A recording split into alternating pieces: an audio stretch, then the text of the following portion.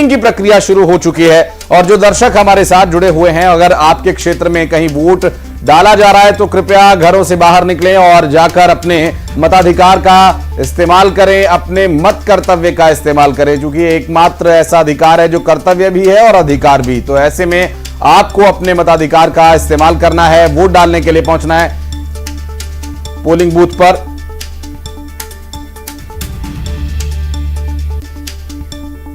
और सुशील पांडे और रचना हमारे सहयोगी इस वक्त हमारे साथ जुड़ गए हैं, बात करेंगे उनसे।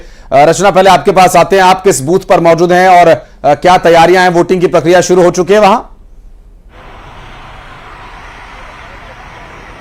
मैं नई दिल्ली एरिया में हूं और माता सुंदरी जो यहाँ पर वोटिंग सेंटर है उसके बाहर मैं आपको तस्वीरें दिखाऊंगी कि यहाँ पर मतदान शुरू हो गया है और जो लोग समय से पहले ही अपने मतदान के लिए पहुंच गए थे वो लोग अब अंदर मतदान के लिए जा चुके हैं और बहुत सारे लोग अभी फिलहाल आ रहे हैं। और आप देखिए तो जिस तरीके से वोटिंग सेंटर के अंदर मोबाइल फोन का इस्तेमाल बिल्कुल पूरी तरह मना है, लेकिन कुछ लोग अपना मोबाइल फोन लेकर आए हुए हैं तो वो लोग अभी मोबाइल लेकर खड़े हैं। उनके साथ के जो लोग हैं वो अंदर अपना वोट करने के लिए गए हुए हैं। और आप यहाँ देखें तो अंदर जो है वो अब वोटिंग शुरू हो गई है और जो मतदाता सुबह से यहाँ पे खड़े थे वो लोग अब अंदर पहुंच चुके हैं, क्योंकि जिस तरीके से कर्तव्य भी है, जिम्मेदारी भी है और अधिकार भी है, तो उसका इस्तेमाल करने के लिए लोग अब यहाँ पर पहुंच रहे हैं।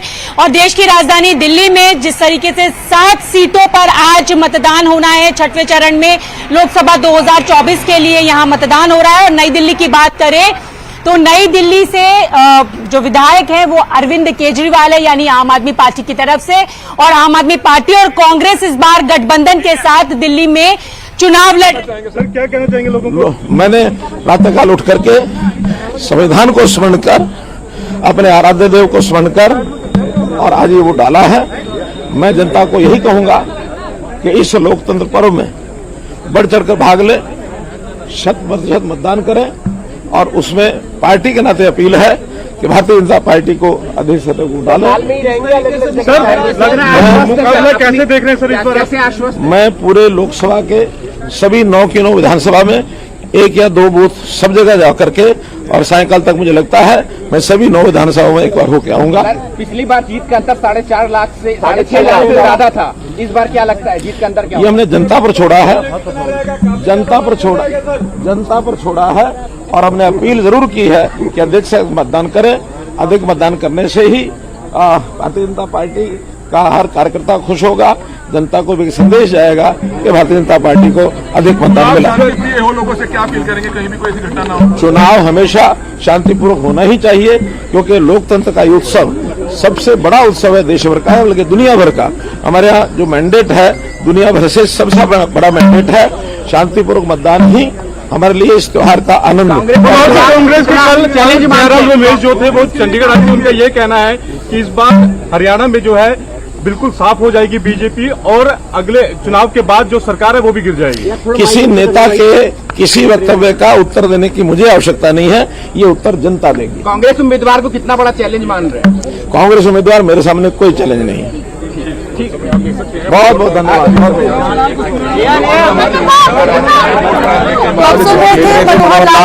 जो कि और वो जनता से रूबरू होते हुए नजर आ रहे थे, मीडिया से रूबरू होते हुए नजर आ रहे थे, मैं आपकी जगह। और तस्वीर भी हम आपको दिखा रहे हैं। इससे पहले आपने विदेश मंत्री को भी देखा जो वोट कास्ट करने के लिए पहुंचे हैं।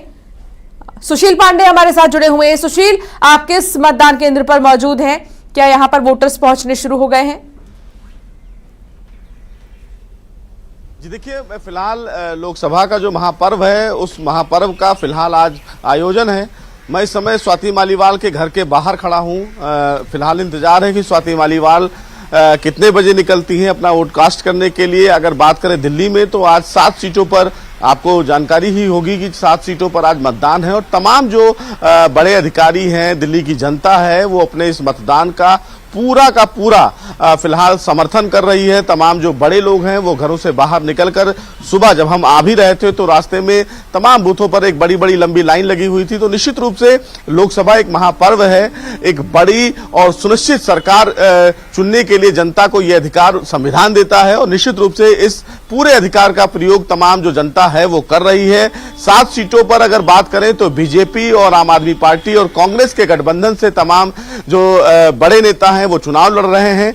चूंकि स्वाति मालीवाल के आवास पर खड़े होने की पीछे वजह यह है कि स्वाति मालीवाल को लेकर आम आदमी पार्टी के बीच में बहुत बड़ा विवाद देखने को मिला, मामला अदालत तक पहुंच गया है। तो ऐसे में स्वाति मालीवाल चर्चा में रही हैं, इसीलिए स्वाति मालीवाल के आवास पर हम लोग भी खड़े हैं कि आखिर वो कितने बजे वोट डालने निकलती हैं और वोट को लेकर उनकी अब क्या विचारधारा है। अभी तक फिलहाल वो आम आदमी पार्टी के साथ थी, लेकिन अब आम आदमी पार्टी ने उनसे अपना हाथ खींच लिया है। तो क्या विचारों में बदलाव स्वाति मालीवाल के देखने को मिलेगा या स्वाति मालीवाल किस चीज को देखकर अब चुनाव को लेकर आगे बढ़ेंगी, इसी का इंतजार फिलहाल कर रहे हैं। लेकिन तमाम जो तैयारियां अगर चुनाव आयोग की बात करें तो जितने भी बूथ दिल्ली में हैं वहां पर चुनाव अधिकारियों की तरफ से एक बड़ी डिप्लॉयमेंट सुरक्षा को लेकर की गई है। जितने संवेदनशील क्षेत्र हैं, अति संवेदनशील क्षेत्र हैं, वहां पर एक्स्ट्रा पैरामिलिट्री फोर्सेस को तैनात किया गया है। चुनाव आयोग की टीम खुद विजिलेंस को लेकर दौरा कर रही है। जितने दिल्ली के बॉर्डर हैं वहां पर भी सघन चेकिंग अभियान है, तमाम गाड़ियों को चेक किया जा रहा था।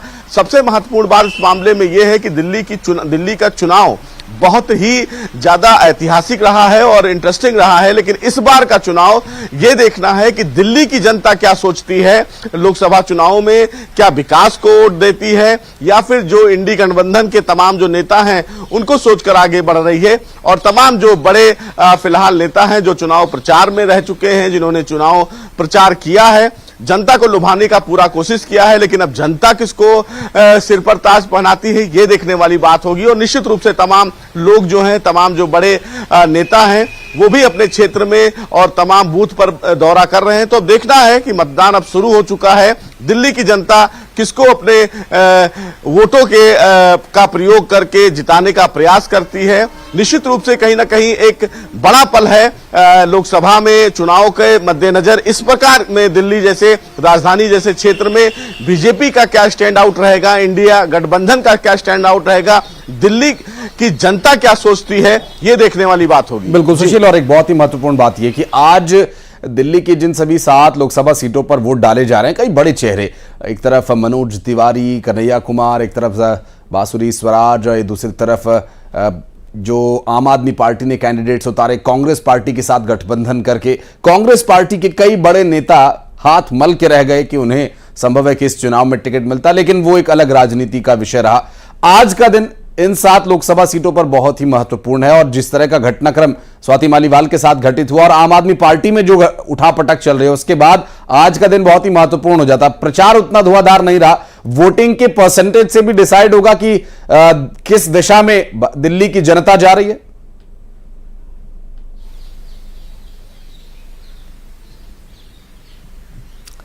ठीक है, तो बाहर तस्वीर आप तक सबसे पहले हम पहुंचाएंगे। इस बीच आप देखिए किस किस के बीच कहां मुकाबला है। हरियाणा के मुकाबले को भी समझिए, गुड़गांव में राव इंद्रजीत सिंह और राज बब्बर के बीच मुकाबला देखने को मिलेगा। इसके अलावा और भी कई ऐसे सीट्स हैं जहां पर 2 पार्टियों के बीच कड़ा मुकाबला देखा जा सकता है।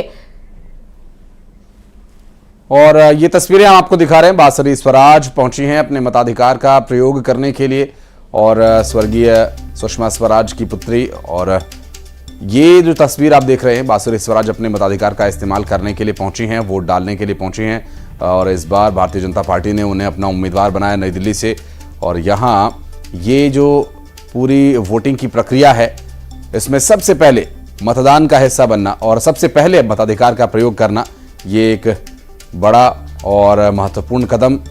और यूं भी लोकतंत्र के इस महापर्व में, इस महाउत्सव में आज बहुत ही महत्वपूर्ण ये चरण रहेगा, क्योंकि इस चरण में राजधानी दिल्ली की सभी 7 लोकसभा सीटें, उससे लगते पड़ोसी राज्य हरियाणा की सभी 10 लोकसभा सीटों पर वोट की प्रक्रिया हो रही है और दिल्ली से लगते ही पड़ोसी राज्य उत्तर प्रदेश की 14 लोकसभा सीटों पर वोट डाले जाएंगे। झारखंड में, बिहार में, ओडिशा में, जम्मू कश्मीर में, सभी इन राज्यों की 58 सीटों पर वोट डाले जा रहे हैं। इसमें पूर्व मुख्यमंत्री, पूर्व केंद्रीय मंत्री समेत कई दिग्गज चुनावी मैदान में हैं और अपनी किस्मत आजमा रहे हैं और 889 उम्मीदवार इस बार के चुनावी मैदान में हैं। और जिसमें एक बहुतायत की संख्या दिल्ली में रहती है। और लोकसभा सीटों की यदि बात करें तो 14-15 तक उम्मीदवार दिल्ली में कई लोकसभा सीटों पर कई उम्मीदवार खड़े हुए हैं। और इसके अलावा उत्तर प्रदेश की 14 लोकसभा सीटों पर वोट डाला जाना है, बिहार की 8 सीटों पर वोट डाला जाना है, ओडिशा की 6 सीटों पर वोट डाले जाने हैं, झारखंड में भी वोटिंग की आज प्रक्रिया शुरू हो गई। बांसुरी स्वराज को आप देख रहे हैं इस वक्त, जो कि भारतीय जनता पार्टी की उम्मीदवार हैं और चुनावी मैदान में है। भारतीय जनता पार्टी ने बांसुरी स्वराज पर भरोसा जताया है एक महिला नेता होने के नाते। हालांकि जिस नेता की ये पुत्री हैं स्वर्गीय सुषमा स्वराज, जिस तरह की मुखर वक्ता थी और भारतीय जनता पार्टी की फायर ब्रांड नेता उन्हें कहा जाता था। और हालांकि किसी का कोई विकल्प हो नहीं सकता अंशिका, लेकिन बांसुरी स्वराज की राजनीति करने का स्टाइल कैसा रहेगा अगर वे इस बार चुनाव जीतती हैं। हालांकि भारतीय जनता पार्टी ने उन पर पूरा भरोसा जताया और इसीलिए एक बड़ी ही महत्वपूर्ण लोकसभा सीट नई दिल्ली से उन्हें चुनावी मैदान में उतारा है। तो एक बड़ी चुनौती उनके लिए भी होगी। बिल्कुल होगी और देखने वाली बात होगी कि जनता किसको अपना समर्थन देती है, क्योंकि आज जनता जो फैसला लेगी उसी के हिसाब से देखना होगा कि 4 जून को जब रिजल्ट्स आएंगे तो किसमें कितना दम है। सुशील पांडे हमारे साथ लगातार जुड़े हुए हैं। सुशील, क्या कोई टाइम तय किया गया है, कितने बजे स्वाति मालीवाल निकलेंगी और कब वोट डालने जाएंगी, कितने देर में और कितना इंतजार? जी बिल्कुल, 9 बजे का समय है। सिविल लाइन के बूथ नंबर 7 पर वो अपना वोट कास्ट करेंगी, ऐसा मैसेज फिलहाल हम लोगों को दिया गया है।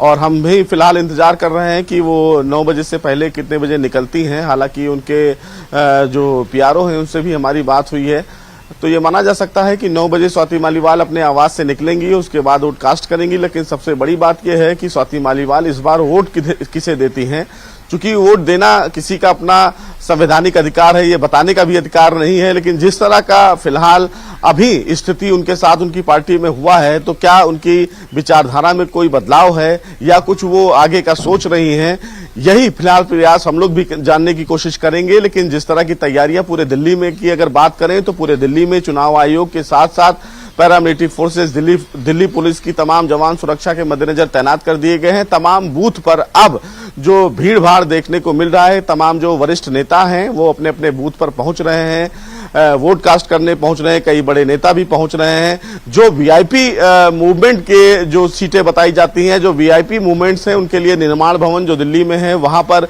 व्यवस्था की जाती है, जिसमें तमाम दिल्ली के वीआईपीज पहुंचकर अपना वोट कास्ट करते हैं। सबसे बड़ी बात यह है कि लोकतंत्र का जो ये महापर्व है, इसमें बीजेपी का सीधे तौर पर एनडीए गठबंधन से फिलहाल चुनाव है। और जिस तरह पिछले चुनाव की अगर बात करें तो 7 जो सीटें हैं वो बीजेपी ने क्लीन स्वीप किया था। इस बार जिस तरह का चुनाव है, उस चुनाव के मद्देनजर बीजेपी जनता तक कितना पहुंच पा रही है, उनके विचारों को लेकर कितना हिट आउट कर पा रही है, ये देखने की बात होगी। और साथ ही साथ जिस तरह तमाम दिल्ली के बड़े जो सीट हैं, जो हॉट सीट कहे जाते हैं, चाहे वो पूर्वी दिल्ली की बात करें मनोज तिवारी वर्सेस कन्हैया कुमार, या नई दिल्ली सीट की बात करें जहां पर बीजेपी ने सुषमा स्वराज पर अपना भरोसा जताया है, वहीं एनडीए गठबंधन ने सोमनाथ भारती को। तो दिल्ली के जितनी जो प्राइम सीटें हैं उन तमाम सीटों पर जो चुनाव है वो बहुत इंटरेस्टिंग होगा, देखने वाली बात होगी। कितनी सीटों पर आपके इस बार इन बातों से साफ जाहिर है कि अभी भी है और जिस तरह लोग सुषमा स्वराज को नहीं भूलें।